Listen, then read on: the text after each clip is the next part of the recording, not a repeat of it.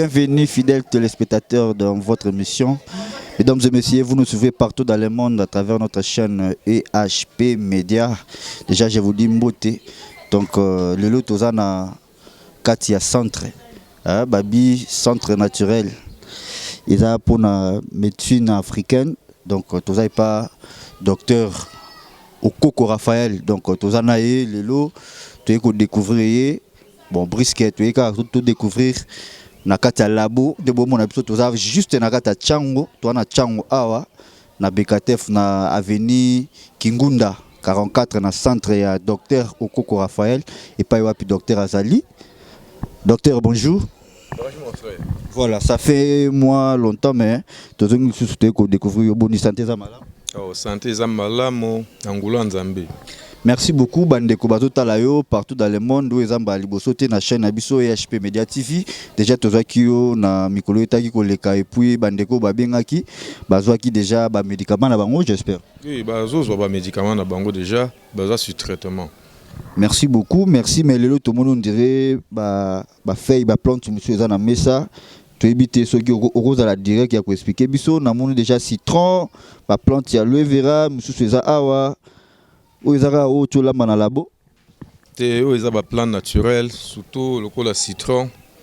Ils ont un plan naturel. Tofi ba pe yango, ebele ba ebi yango. Mais na lingande na sali saba o bazana social santé na bango. En attendant, ba ya kozo ba soins capables, ba ko sanan ba premier soin à partir des plans médicinaux. Merci beaucoup, mais pour nous rappeler un peu bandeko oyo ba talibiso mbala liboso na émission oyo aux ala moi bref ya ko expliquer biso na médecine naturelle africaine aux spécialistes vraiment na maladie nini. Bon, to créer ba malade belé ka spécialité nanga, on a des belé moi quelque sorte kaka. Hémorroïde, estomac, hémorroïde, estomac, lombagique, mais spécialité nanga ils ont des infections. Infection. Donc autant que l'infection déjà infection tu es bien que eza ba sorte d'infection belé infection belé mutago za nango na kata nzoto mais yo za spécialiste vraiment na kata infection. Est-ce que mutago za na infection mo zo déranger par exemple 5 ans, 10 ans, 15 ans, une année, 6 mois, 3 mois, 9 mois directement sur la na kata centre à cause de solution. À cause de solution pour généralement na kata infection. En général, quelle que soit l'espèce nango, traitement nango token nango malembe. Ils allaient toujours un traitement répété. Quelle que soit l'infection soit contracta, à toke pas mon comme le qui sont mêlés, yo moko après un certain moment, zongola qui soana pour na ko essayer à contrôler ba dernière souche ou etikalaka. Malgré melikis to boité oroka bien kasi ba dernière souche etikalaka. Tout sachant que ba infection ils allaient ba maladie très compliquée. Et batamaka na nzoto mbole belé nde na meka ka utiliser ba plan naturel pour na meka ko salisa batu na ndenge ya régime ezala ka loko eloko zo ko lia kasi au fur et à mesure ko lia ezo salisa nzoto. Donc c'est vraiment différent na ba o surtout ebi mutu il faut azala soki nini akende babaka et soki nini pour ba infection si la mais o ayo zaka naturel aux yeux locaux parce que exemple net mon net citron a surtout ebi mingi citron to zoaka ka au fibi citron et puis ba te belé ba utilisation na ngote citron est-ce que si tu ko sala nini na nzoto ambude ko traiter sous maladie ou ko expliquer biso citron na za na mesa citron a pas kolia ezalaka kisi et le konyo so to lia kaliboso ezalaka kisi kasi citron azala pe na ba spécificité appartenant à lui-même, le citron. Pour naturellement le citron, ils ont l'acide citrique en général. Alors, l'acide citrique, ils ont comporté la molécule de vitamine E. Vitamine E, en tant qu'un antibiotique naturel, ils ont ça qu'on est belé. Ils ont infection, picotement au niveau de la verge, cas de gonocoxie, infection, peut-être cas des infections de la peau, citron et sal sakaming. Na lomposo, na makila, na misuni, na mikwa, na nzoto mobimba. Généralement, citron, tolaxakango en tant que antibiotique naturel, continu. Tant que le continu, c'est-à-dire, eza eloko moko landisaka yango presque vi mobimba. Et bien, nango eza mabe na nzoto te. Mais puis vu que microbe, eko kakobata na nzoto na ote. Citron, conseil n'a pas ça mingi batuna citron. Au belo belate. Surtout bah oh déjà bah comme n'a pas incapacité sexuelle, excusez-moi pour le terme, donc à coca na penza moi cité. Alors carapé érection involontaire. Fumingi ami pesa mana citron. Chaque fois na tongo soki ala muki agotoki sa 20 mobima ya mai et toka makasi et comme penza moto même à 70-80 degrés. Na sima kitisi soit atokisa na mwa njungu to na mwa carafe mwa cafetière akitisa tondi penza 20 mobimba ya mai ya moto. Azu 3 citrons ndakisa oyo. Asokola malamu akati bitumba atena mai. Au fur et à mesure citron ezo kitana mai haché ezo fusionné. Ezo fusionné ezo synthétiser mbala moko vitamine E. Na mutu azo mela mai wana ya mwa moto mwanga ya citron azo récupérer mbala moko ba vitamine E o esi hydrolysé na mai ya moto, c'est-à-dire feu ba molécule nyonso ya citron bima pour meka ko salisa yi na stress na ba paresse na ba maladie psychologique stress en général et si la kana citron mutu akoza la bondira azo bela kasi azo kapenza ku bela te moi boulembu ba paresse ba cas de lombagique pour mingi lombagique et significativement ba infection et tika na cache urinaire donc cache urinaire zo koka vraiment ko sala te ba rein wana zo koka vraiment pour sala bien ta cause ba infection mais au fur et à mesure mutu azo sala citron chaud au biso en général to benga kango le citron chaud au sala ngo tongo pourquoi et ko soulager na ba rhumatisme et ko soulager na ba maladie belé na nzoto. Donc en général, na laksaka citron, na mokili mobimba po, na muto yaza na makokite soit yazangi de connaissances, a bénéficier de l'occasion ngana zote ya boyazo connaissance ya bana ko sala citron chaud, ezala un inconvénient. Quel que soit malade ozobela, salaka citron chaud au plus tard 2 à 3 mois au moment déjà résultat nango. Merci beaucoup, apôtre Paul Alobi. Dans votre foi, il faut ajouter la connaissance. Donc, docteur Okoko Raphaël, chercheur isolé en phytothérapie. Babi, donc, phytothérapie, donc, tout le monde a expliqué biso citron. Maintenant, on a posé question, mon corps sous ses alliés, pour na banabasio, bazarana, règle douloureuse. Donc, pour banako régler, il faut y avoir passi, et so déranger. Et puis, on a fait la bonne opération. L'opération bien, mais après quelques mois, à occuper le retour et créer sous infection dans Kati, wana à cause de la nine. Bon, en général, dans le baka, malade n'y a pas yaka, mais qu'il n'y a pas de côté. Quelle que soit inflammation, il y a muscle, tout, quelle que soit présence, il y a moi glande dans la Kati anzoto, et comme kobota mafuta, quelle que soit nature na yango. Et ça la basse l'opération. Après l'opération, on a bimisi ba komboli nyos ba sécrétion à glande kasi faut utiliser un traitement naturel pour accomplir traitement. Ba infection ezala so ese koti nzoto et c'est un traitement continu. Ezala na traitement moko limité ba infection te na sina meliki sisili non. Oko zongola yango na ba tang moko ozolanza nzoto surtout na ba traitement naturel. À l'instar, il y a gel au miel au bozomona. Je pense que la fois passée, Sabino, gel au miel, ils ont fusion. Il y a l'aloe vera. Le gel de l'aloe vera, na miel fusionné. Traditionnellement, associé à un ingrédient belé, capable de rajeunir mutunzoto. Donc, il contrôle toutes les infections généralisées. Oui, c'est fan dans le belé, et ça, la souche de staphylocoque, et quand il y a mabota, et l'embisi nzoto mobimba et nounisi surtout et nounisa kande qui mubali ezosi mbate okene bope mama ozokokate sont des infections kokene koluka kis mususu melate en dehors des antibiotiques naturels. Pour généralement les cas de faiblesse sexuelle sont des infections en général.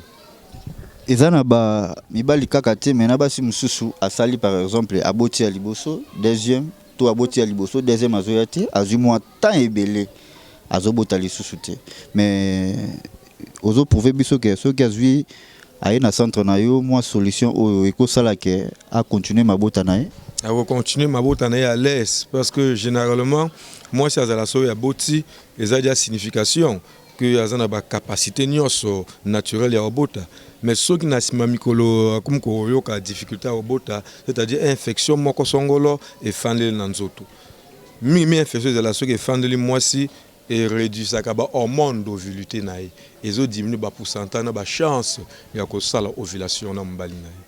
Alors traitement autoso proposé le gel au miel est un traitement spécifique pour une infection résistée ou quand une autre na bandenge belé. Quelle que soit difficulté de conception, autoso benga pour mingi tozo benga stérilité, mais stérilité en général les alaté. Nzamba kala mutu stérilité.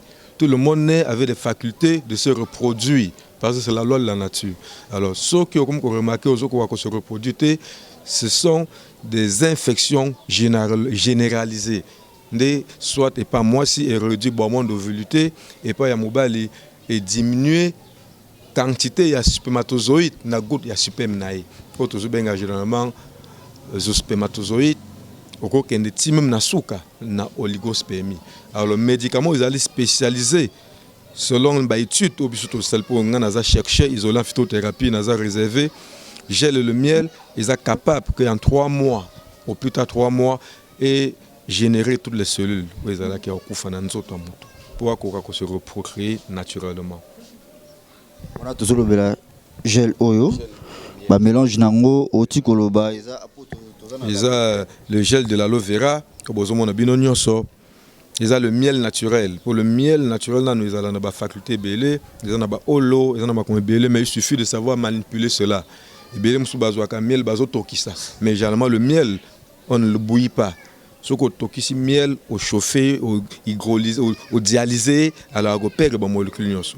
Donc ça ce qu'on a ba idée, na ba connaissance belé par rapport au miel pour utiliser ba capacité na ba pourcentage naé. Alors nakati nango totiaka citron où ils ont plein de vitamine E pour renforcer les capacités masculines surtout et le stress, la paresse, les cas de courbature, le rhumatisme. Ils sont associés pour stériliser les médicaments. Les médicaments sont baratés et que ça là 10 ans, 20 ans, ils sont stérilisés. Ils sont boués et qu'ils sont battus. Quand le moi et ma futanzoi, na moi poto. Na moi le kolia, aujourd'hui l'auto tolé la kosopi au sel mélange au lit. Ils ont fait dans nos autres ils ont la peine équilatée. Ils ont un produit naturel, le a une nutrition. Ils ont un thème de nutrition. Merci beaucoup, merci docteur. Tout le monde a l'obéli plante aloe vera, l'obéli citron, mais expliquez bien ce POP et ça plante nini. Le datrier en général a un laxatif. Au fur et à mesure, azo laxative, le tube digestif, azo laxative peut cache urinaire pour permettre aux microbes qui accumulés, babimananzela masuba. Na proposa kango toujours na ba obasala ka mingi constipation. Asala la toilette malamote. Phase à l'habitude, il y a kotokisaka d'atrier azan équilaté. Kamata moata 1 kilo ya d'atrier au tokisi même na 5 litres à maille, mais là ka maille wana lokola maille au komelanko de journée akupakate. Vous remarquez que lembisa libum. Ceux qui ont une constipation aiguë et go lembiso libum. Ceux qui ont banda kosuba malamote, masuba ya jaune, donc azo salisayo na komeka ko dégager nan ba infection pour fendre l'eau mingité. Pour en cherche pensant nango mingité et les bandes de la prostate. Aucun kosuba masuba zo malamote. Alors, tokisa d'atreme là pour asala ka laxative du tube digestif et asokulaka ba conduire urinaire. Azo régulariser pe tension à salle sakamakombele nanzoto amu. Voilà, merci docteur Okoko Raphaël, merci au Laxi Bisope Oyo, mais mutu na biso zali oyo soki olambeli yango mutu et que mutu azana mboka Congo te à place tozali aza à l'étranger na mikili bipai na bipai nde bazota la biso. Est-ce que c'est possible koki kolambela epé et longwe awa epu ekeipe kuna? C'est possible pour d'atrier azana est facile. Mais généralement, dans l'accès pour mutua ko utiliser en na site au azali. Ndé nazo présenter plan en général pour aider l'humanité. Mais cependant, ceux qui n'a pas aux plantes ezate, oko participer comment na yo. Émission na sala qui est belé, bazo zobakis les okende. C'est là bon ba gel to bakis ba gel na bakis mususu. Na ba cube blanc bakis ezebelé. Les autres de panaka na mutu na mutu. surtout gel de l'aloe vera et akendaka sans problème, il y a vraiment très stérilisé naturel à baraté. À cause ça la même 5, 7, 10 ans sans problème. Parce que le miel ne se gâte pas. Voilà, merci Bandeko Bazolanda biso déjà pour nous signaler bandeko babenga biso na émission to sala ke liboso il y a docteur Okoko Raphaël ba oyo ba pasaki ba komona bango pour na maladie ndenge na ndenge ba si bazwa ki déjà jeune na bango et puis ba pesaki ba réponse na ba oyo ba te komona nga mo pe na zali liboso na bino na zali moko parce que nzoto za nzoto ebelaka avant to sala l'émission na mekaki pe na vérifier parce que batu baza mo ebelé donc na mekaki pe kisi yango na moni ke nzoto ezongi vraiment kolongono yango to liboso et pas docteur Raphaël ko laksa lisusu pona bandeko oyo bazotala biso mba liboso to batalaki biso bazwaki chance ya koyeba te ndenge nini bakoki kozwa biso to kozwa ndeko Raphaël donc ndeko Raphaël bato bazotala yo bato bazobela parce que tara toza mokili malade ezangaka te mpona bandeko baza na bokono bakosala ndenge nini nanu na kati ya ville ya Kinshasa awa barejoindre opesi nanu adresse awa et puis opesa numéro na suka mpona bandeko ya mikili. Bon, mpona mutu nyonso baza na Kinshasa biso toza situé na Masina na commune ya Masina quartier 2 avenue Kingonda numéro 44 bis. Quelle que soit place aux allées, okozwaka référence ya BKTF maison communale ya Masina. À partir de la maison communale Masina, ceux qui ont eu un numéro de téléphone, tu as Sabino Kalate, tu as répondu, tu as orienté dans le cabinet Nabiso. Voilà, et bon, pour Nabandeko, oh, bah, tu as la biso baza miki na mipai na mipali misu baza ko se poser ba question mais nga za musika na maladie na nango kisi na rozwa ngonde nini. D'ailleurs, est-ce que akoki ko ya to koki ko zwa ko tindela directement pe kisi nde osala na bandeko misusu. Ebele o baza na mboka mkili baza na bandeko pe na Kinshasa na biso akoki ko tinda ndeko ne ya confiance to solina na téléphone aende ko remplir mission azu médicament atindeli ebele si bazo zo médicament. Merci beaucoup. Moi contact numéro o bako zwayo. Bon numéro na ngai ezali 082 17 95 976 082 17 95 976. Ça va pour la bandeko yo peut-être aux numéro bien té numéro na biso est affiché juste na barre et écran na sewana place pas commis Brice garçon sympa donc numéro ezana soit numéro chaîne ezana au bengi biso directement to pesa yo numéro ya docteur Okoko Raphaël donc où eza émission na yo bandeko basenga biso zonga lisusu pona bandeko barataki émission prochainement basenga la fois passée basenga ki o zonga lisusu pona koyeba ko laksa lisusu ba plante na yo donc na habité tozio en plein labo na kati tozolamba bakisi centre yango tomoni centre nguya na mawa donc nguya na mawa eza médecine naturelle africaine donc médecine naturelle africaine awa maladie incurable toloba incurable donc awa solution nango ezali déjà epesa mara donc on a habité au couper sa mbote na banane parce que bande ko bazu déjà message bon na opesa mbote na commandant nanga commandant Paulin il y a intervention na opesa mbote na onan pe journaliste merci beaucoup na opesa mbote na maman nanga Irene maman ya bana azana nzela mai na Kisangani akiko sala ba fait azoya na opesa pe mbote pa docteur Kasongo na moko ya collaborateur na moko collaborateur nanga na opesa pe mbote na docteur Wafo Roger collaborateur nanga pe na opesa mbote na Mokle Mobimba na bo ba ebinga bo ba respectanga ba ndima dignité nanga na bandeko nyoso ba benganga bon ba mbote na bino yango.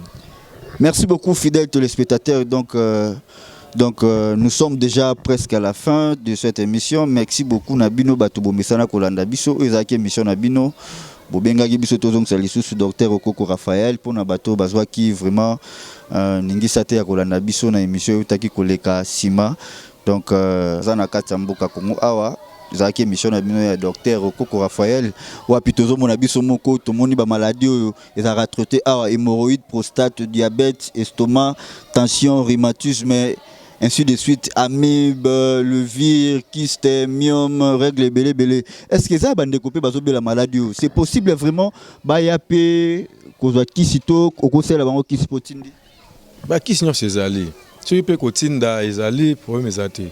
ba kis nyonso ekendaka facilement quel que soit estomac une émission eleka inalakisa bino mwa kis mpona komeka kodoze nano ba estomac mais kasi soki esimbi te oyoki mwa calmant eke estomac na yo ezalaki mpenza mozindo ya bambula ebele mpe ezwa bainfection yaka na cabinet pase commande ya kis na yo okozwa lobiko mpe okozwa na esengo. Merci beaucoup, merci fidèles téléspectateurs. Donc, Tokomi na souka déjà émission na biso wana ezaki bongo monganga docteur Okoko na Raphaël. Donc ezaki bongo ye bino bato bobengaki biso bosengaki vraiment pona aleka lisusu o borataki biso otayi koleka. Donc bino moko boyoki toza na kati ya centre awa. Donc ezali médecine naturelle africaine. Donc eza juste pona ba maladie o mutabi karaté o maladie ndeke épilepsie. Donc solution nango pe eza pe awa. Oza na bandeko ba otaya na mikili oza ndeko na moko asufraka na Congo bela maladie wana tope kuna solution ezali te babi awa nde solution ezali okoki kozwa numéro ya docteur ndenga pesi wana tope soko bosa numéro ya docteur ozwi numéro na biso ezo affiché juste na C ya barre écran wana obengi biso tope so numéro ya docteur omeka pe kosolana et donc merci bino bato bomesana kotala biso donc ngana bino toyebani tokokutana prochainement wana na pesi mbote na équipe mobimba équipe nationale donc cordon équipe bomba et puis les grands réalisateurs donc Ponce Moko Babi Lissou Likola Lissou les grands caméramens donc là on se retrouve au prochain numéro. Bye bye.